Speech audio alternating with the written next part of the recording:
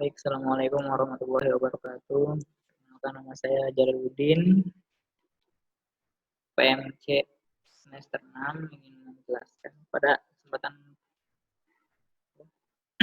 pagi hari ini saya akan ingin menjelaskan tentang jaminan pada pembiayaan di bank syariah. Jadi di dalam bank syariah nanti di dalam akad murabahahnya terutama ya, itu ada yang namanya jaminan untuk menjaga hak-hak yang perlu dijaga di bank syariah. Ya, selanjutnya jadi dalam presentasi kali ini kita akan menjelaskan tentang jaminan, konsep jaminan baik dari perspektif fikih, muamalah maupun hukum nasional atau bank konvensional. Dan juga nanti akan dijelaskan tentang jaminan murabahah, implementasi jaminan pada akad murabahah. Kita telah tahu kan pada zaman dahulu itu murabahah apa adanya, tidak ada yang namanya jaminan karena konsepnya berbeda dengan zaman sekarang. Ya, selanjutnya. Pengertian jaminan berdasarkan pasal 1 angka 26 Undang-Undang Perbankan Syariah dikatakan. Jadi jaminan ini ada agunan, ada jaminan ya. Agunan adalah jaminan tambahan.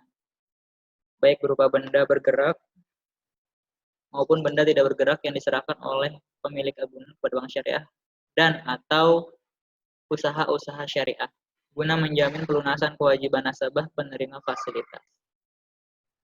Dari ketentuan pasal 1 angka 26 tersebut, ada dua istilah ini, yaitu agunan dan jaminan. Nah, KBBI memberikan pengertian yang sama terhadap kata agunan dan jaminan, yaitu jaminan, yaitu atas tanggungan atas pinjaman yang diterima. Jadi dalam KBBI itu hanya ada satu pengertian antara agunan dan jaminan. Itu sama-sama artinya satu, yaitu tanggungan atas jaminan yang diterima. Tetapi nanti dijelaskan dalam undang-undang ini itu berbeda dua istilah ini. Itu jaminan di sini untuk menjamin pelunasan kewajiban nasabah. Nanti untuk supaya nasabah membayar dengan baik gitu kan, maka diperlukan adanya jaminan untuk antisipasi nanti kalau ada wan prestasi di nasabah itu sendiri. Selanjutnya, nah tadi kan sudah dijelaskan di dalam undang-undang tadi nomor angka 126 Undang-Undang Perbankan Syariah dijelaskan jaminan adalah pemberian kredit adalah jaminan pemberian kredit adalah keyakinan bank atas kesanggupan debitur untuk melunasi kredit sesuai dengan yang diperjanjikan. Nah, sedangkan agunan adalah jaminan material, surat berharga, garansi risiko yang disediakan oleh debitur untuk menanggung pembayaran kembali suatu kredit apabila debitur tidak dapat melunasi kredit sesuai dengan yang diperjanjikan. Jadi, secara gamblang kita telah mengetahui ya ibaratnya antara bedanya antara jaminan dan agunan. Kalau jaminan itu secara keseluruhan, bukan hanya materi, tetapi juga bisa jadi orang menjamin dalam suatu, misalnya orang mempunyai hutang yang besar, kemudian hilang entah kemana, maka ada seseorang yang menjaminkan dia, saya jamin kamu, saya akan membayar bila kamu tidak bisa membayar. Nah, itu adalah jaminan secara umum. Bisa juga berupa materi dengan harta juga. Tapi kalau agunan itu khusus kepada materi, surat berharga, garansi risiko, dan lain sebagainya. Lebih spesifik. Kalau yang jaminan itu secara umum saja. Teman-teman nanti bisa sambil lihat makalahnya ya. Karena di makalah itu lebih jelas ditulis. Karena di PPT ini tidak semuanya disampaikan. Jadi hanya poin-poin yang perlu disampaikan saja.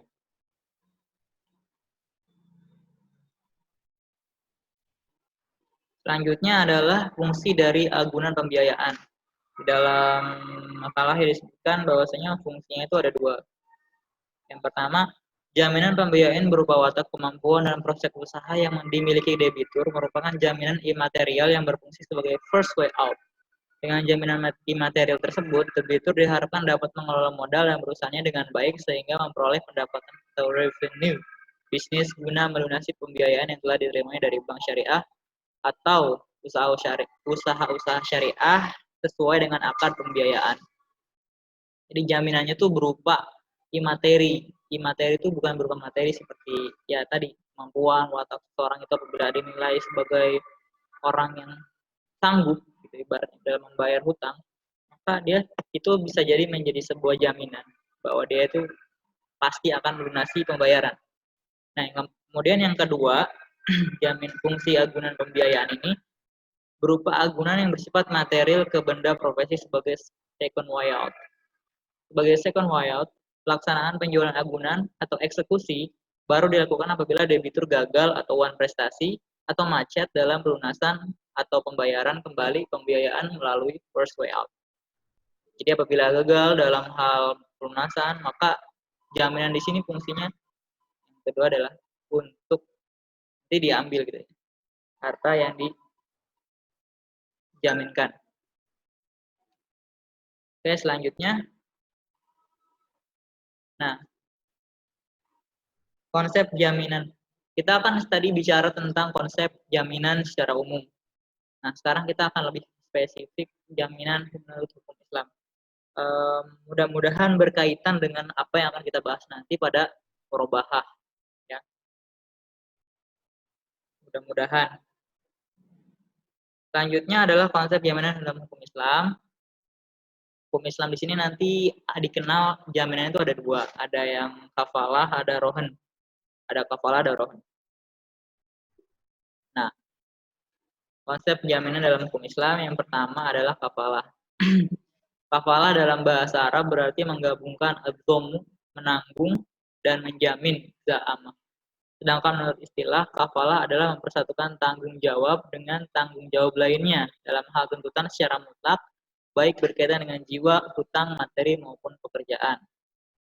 Sedangkan rohan, menurut ulama-ulama Syafi'iyah dan Hanabilah, rohan adalah menjadikan materi sebagai jaminan hutang yang dapat dijadikan pembayar hutang apabila orang yang berhutang tidak dapat membayar hutangnya itu. Jadi kafalah itu lebih kepada umum tadi sudah dijelaskan bahwasanya ini lebih mirip jaminan biasa, rohan ini gadai.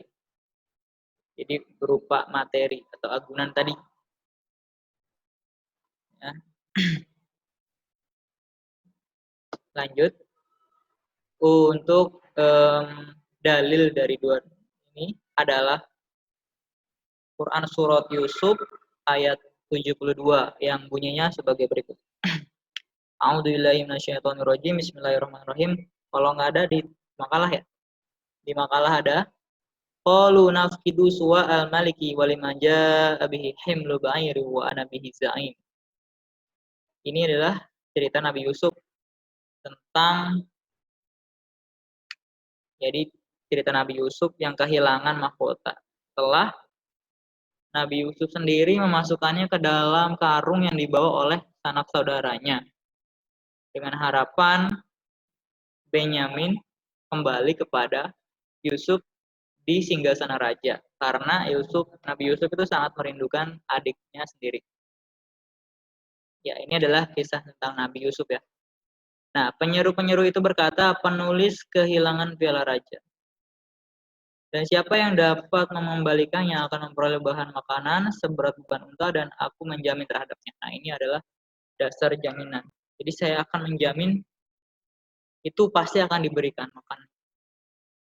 Dan juga hadis Bukhari dari Salamah bin Aqwa, inti dari hadis ini adalah apakah seseorang itu mempunyai hutang? Ya. Kemudian apabila kan sudah meninggal jasadnya, kemudian sahabat saya akan menjamin hutangnya. Ini adalah kafalah pada masa Rasulullah SAW. Juga ada ijma ulama yang para madhab membolehkan akad hafalah ini. Orang-orang Islam generasi awal juga mempraktikannya, bahkan sampai saat ini tanpa ada sanggahan dari seorang ulama pun. Jadi ini menunjukkan bahwasanya kafalah itu memang boleh dilakukan. Ya.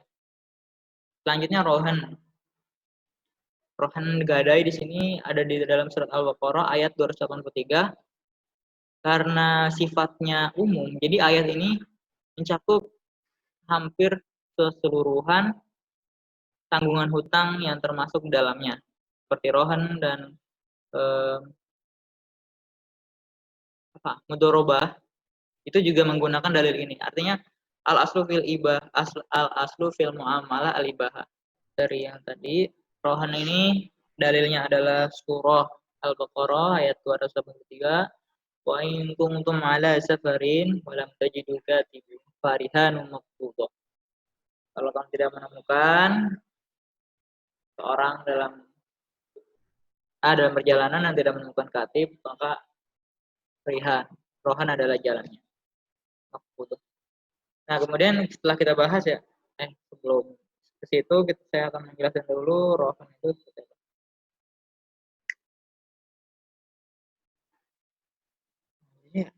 Iya, lanjut.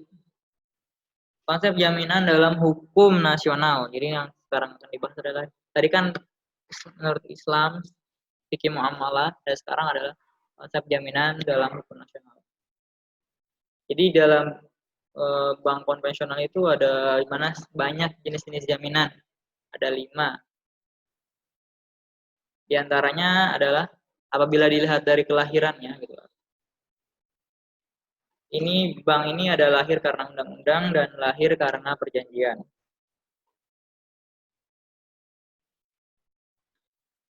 Oke, yang pertama adalah jenis jaminan dilihat dari kelahirannya. Jadi ada yang lahir karena undang-undang, ada juga yang lahir karena perjanjian. Lahir karena undang-undang di sini maksudnya adalah apabila seseorang berakad dalam suatu akad, otomatis yang menjadi jaminan atas hutang-hutangnya adalah benda milik si debitur, baik berupa bergerak ataupun benda tidak bergerak. Jadi benda bergerak dan tidak bergerak itu secara otomatis ada undang-undang ditulis dalam pasal 1131 KUH Perdata yang berbunyi segala kebendaan si berhutang baik yang bergerak maupun yang tidak bergerak, baik yang ada maupun yang akan ada di kemudian hari menjadi tanggungan untuk segala perikatan seseorang. Jadi tidak menunggu adanya perjanjian antara nasabah dan debitur ya. Tetapi ada sendiri karena undang-undang. Jadi secara otomatis apabila terjadi one prestasi di antara nasabah dan bank, maka harta si nasabah atau debitur itu akan diambil tanpa adanya perjanjian terlebih dahulu. Misalnya kita tahu itu ya, ada agen-agen pemasaran bank itu menawarkan kredit tanpa agunan. Artinya tidak ada jaminan. Padahal itu ada cara legitimasi atau ada karena secara otomatis apabila terjadi akad hutang piutang, otomatis harta milik si debitur akan menjadi jaminannya. Nah, kemudian jaminan yang lahir karena perjanjian. Jadi jaminan yang timbul karena adanya perjanjian adalah jaminan yang secara yuridis baru timbul berdasarkan perjanjian yang dibuat antara kreditur dengan debitur, pemilik agunan, atau antara kreditur dengan orang atau pihak ketiga pemilik agunan yang menanggung utang debitur. Contohnya apa aja? Akta perjanjian hak tanggungan, perjanjian gadai, fidusia, dan lain sebagainya. Ya, selanjutnya adalah jaminan dilihat dari sifatnya. Jadi jaminan dilihat dari sifatnya ini ada 2, ada yang bersifat kebendaan dan ada perorangan. Sifat kebendaan di sini bisa berupa barang yang akan dijadikan jaminan. Nah, baik berupa gadai dan sebagainya. Bisa berupa benda yang bergerak dan benda tak bergerak, misalnya tanah, bangunan di atasnya gitu misalnya. Terus jaminan benda bergerak terdiri dari benda bergerak bertubuh, misalnya kendaraan, mesin-mesin dan sebagainya. Kemudian apabila perseorangan itu jaminan yang menimbulkan hubungan langsung terhadap perorangan tertentu, hanya dapat dipertahankan terhadap debitur tertentu. Jadi terhadap harta kekayaan penanggung secara keseluruhan. Jadi hanya ada orang-orang tertentu yang bisa menjadi penanggung dalam hal penanggung perorangan. Selanjutnya adalah dilihat dari objeknya, ada yang material dan ada yang imaterial. Jaminan berwujud material seperti barang agunan dapat diikat hak tanggungan, hipotek, fidusia, atau gadai.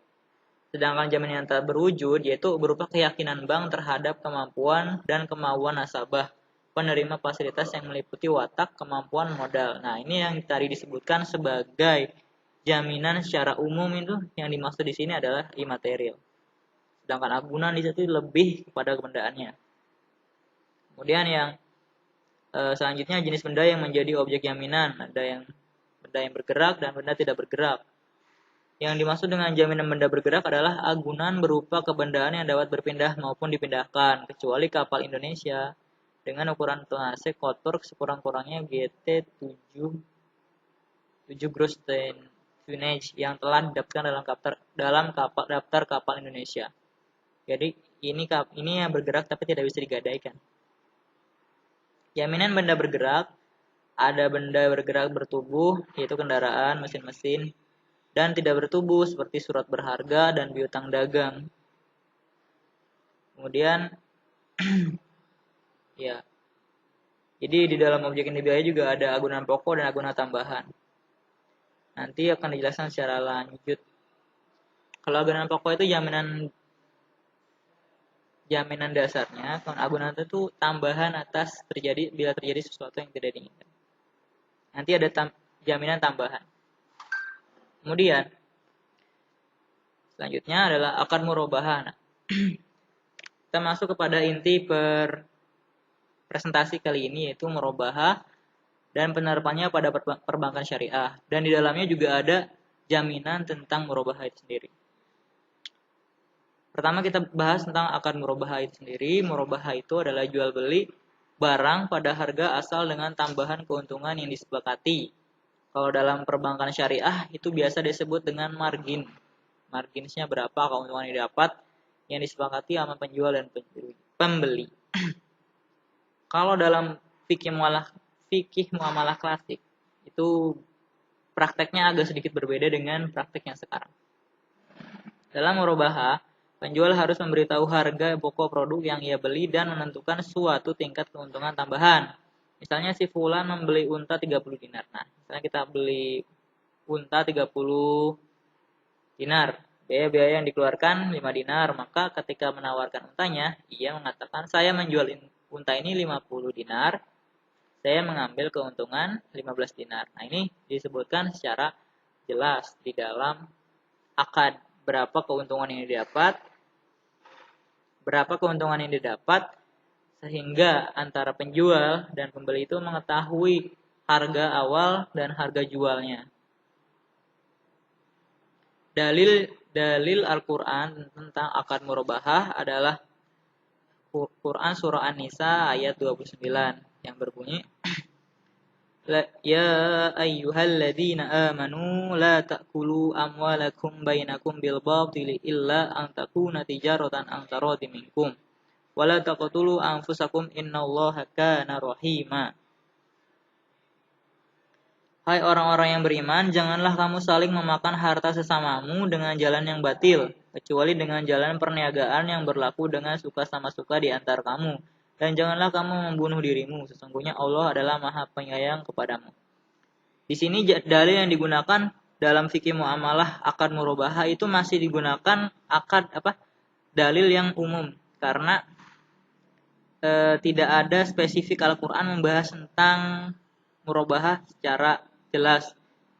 Ada juga di hadis, cuman tidak disebutkan secara spesifik. Akan tetapi ini menjadi landasan pokok hukum Islam juga karena ada dasar yang bisa dijadikan pegangan para ulama untuk membolehkan akad ini, yaitu kaidah usul al-aslu fil muamalah al-ibahah hatta yadullu dalil ala tahrimihi. Segala sesuatu dalam hal muamalah itu dibolehkan sampai ada dalil yang mengharamkannya. Kemudian sebenarnya ada lagi dalil Al-Qur'an yaitu Al-Baqarah ayat 275 yang berbunyi yang salah satu penggalan ayatnya adalah wa ahalallahul bai'a wa harrama riba. Ini adalah dalil jual beli yang umum sekali digunakan pada seluruh akad jual beli. Kemudian hadis Rasulullah dari Imam Ahmad bin Hambal, pendapatan yang paling afdal adalah hasil karya tangan sendiri seseorang yang dan jual beli yang mabrur. Kemudian hadis riwayat Ibnu Majah, Rasulullah bersabda, 3 hal yang di dalamnya terdapat keberkahan, yaitu jual beli secara tangguh, muqorodah, mudharabah, dan mencampur gandum dengan tepung untuk pelerima bukan untuk dijual. Adapun mengenai syarat-syarat sebagainya, rukun, teman-teman bisa baca di makalah ya. Saya tidak bisa sebutkan satu persatu karena waktu yang membatasi kita. Selanjutnya kepada implementasi murabahah kepada perbankan syariah, yaitu skema murabahah. Ini skema sederhana yang saya ambil dari akad sederhana pada zaman dahulu yang belum adanya bank syariah. Jadi kita masih menggunakan akad yang lama. Ini skema yang lama. Skema yang sederhana klasik. Jadi penjual dan pembeli melakukan akad murabahah, penjual misalnya membeli 15 unta 30 dinar dengan marginsnya 5, kemudian dijual kepada pembeli dengan harga 35 juta dan pembeli mengetahuinya. Kemudian penyerahan barang sekarang, kemudian pembayarannya bisa dilakukan secara tunai, tangguh ataupun dicicil. Ini adalah skema yang lama, yang sederhana. Ya. Selanjutnya adalah skema murabahah dalam perbankan syariah. Yaitu perlu diketahui bahwasanya skema murabahah dalam perbankan syariah ini bisa saja nasabah itu membeli sendiri barang kepada supplier atau bisa juga bank yang membeli. Kalau nasabah yang membeli itu namanya dalam kitabnya Al-Um, Imam Syafi'i menamakan transaksi sejenis ini dengan istilah Al-Amir Bishiro. Dalam hal ini calon pembeli atau pemesan pembeli dapat memesan pada seseorang, sebut saja sebagai pembeli tadi, untuk membelikan suatu barang tertentu yang diinginkannya. Kedua pihak membuat kesepakatan mengenai barang tersebut serta kemungkinan harga asal pembelian yang masih sanggup ditanggung pemesan. Setelah itu, kedua pihak yang juga harus menyepakati berapa keuntungan yang didapat atau tambahan yang harus dibayar pemesan. Ini adalah istilah Al-Amir Bishiro. Itu pengaplikasiannya adalah yang pertama, bank dengan nasabah itu melakukan negosiasi dan persyaratan. Disebutkan persyaratan-persyaratan bagaimana, dalam akad ini bagaimana. Kemudian, karena barangnya belum ada, kemudian terjadilah akad jual beli, bank mempunyai dana, kemudian bank membeli barangnya. Nomor 3, bank membeli barang, atau bisa juga nasabah yang membeli. Kita anggaplah bank yang membeli barangnya, kemudian supplier ini adalah yang menyediakan barang tersebut, misalnya pembelian mobil dicicil. Kemudian mobilnya dikirim, terima barang dan dokumen, kemudian pembayarannya itu bisa dicicil sesuai kesepakatan yang disepakati dalam akad. Dan ini adalah skema murabahah pada perbankan syariah. Jadi intinya dalam bank dan nasabah ini mengetahui harganya berapa dan marginnya berapa, keuntungan yang didapat, kemudian dalam tempo berapa hari dibayarkan. Akan tetapi pembayaran di sini tidak selamanya mulus, pasti ada sesuatu yang mengakibatkan terjadinya prestasi. Di antaranya adalah entah keadaan yang tidak memungkinkan, entah karena ketidakjujuran nasabah dan lain sebagainya. Maka oleh karena itu bank membutuhkan adanya jaminan daripada nasabah. Jaminan pada nasabah. Jaminan dalam transaksi murabahah ini dalam konteks pemberian pinjaman pada bank konvensional, jaminan memainkan peran penting untuk memastikan pengembalian pinjaman ketika jatuh tempo. Lain halnya dengan konteks hukum Islam fikih. Itu pada dasarnya nggak ada jaminan, bukanlah satu rukun, itu nggak ada rukun syarat yang mutlak dipenuhi dalam bayar murabahah. Ini bedanya antara perbankan syariah dengan fikih muamalah pada umumnya, yaitu adanya jaminan ini. Pada masa Rasulullah dan sahabat itu, akad murabahah itu tidak serta-merta disertai dengan adanya jaminan, karena akadnya itu secara langsung dikemukakan. Akan tetapi karena bank mengadopsi ini dan otomatis apabila pembayaran itu dilakukan tidak adanya jaminan, maka bisa saja nanti bank mengalami kerugian. Maka dari itu jaminan itu sangat dibutuhkan untuk menjaga hak-hak uang atau hak masing-masing pengakad. Itu dalam murabahah, jaminan itu bisa saja menjadi penghambat dalam aliran dana dan untuk para pengusaha kecil. Nah, ini intinya jaminan itu hanya dimaksud untuk menjaga agar nasabah tidak bermain dengan pesanannya. Jadi intinya ya pengusaha itu mau membayar dengan adanya jaminan di tangan bank. Bank dapat meminta suatu jaminan untuk dipegangnya. Dalam teknis operasional, barang-barang yang dipesan dapat menjadi salah satu jaminan yang bisa diterima untuk pembayaran hutang.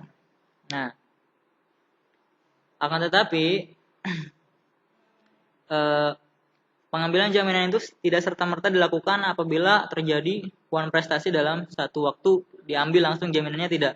Tetapi harus melalui, kalau saya ambil dari Bank Muamalah Indonesia.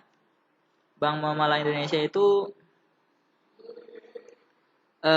skema yang dia berikan itu tidak langsung mengambil jaminan si pemilik, si nasabah, tapi terlebih dahulu dilakukan pengiriman surat SP. Jadi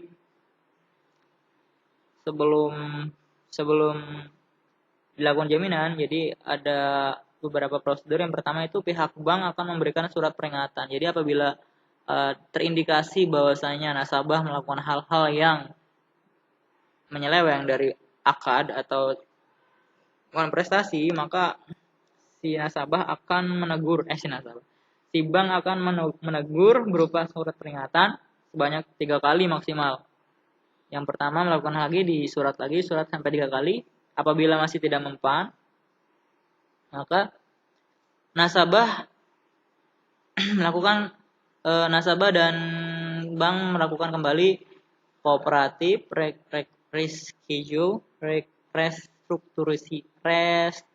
restrukturisasi dan recondition.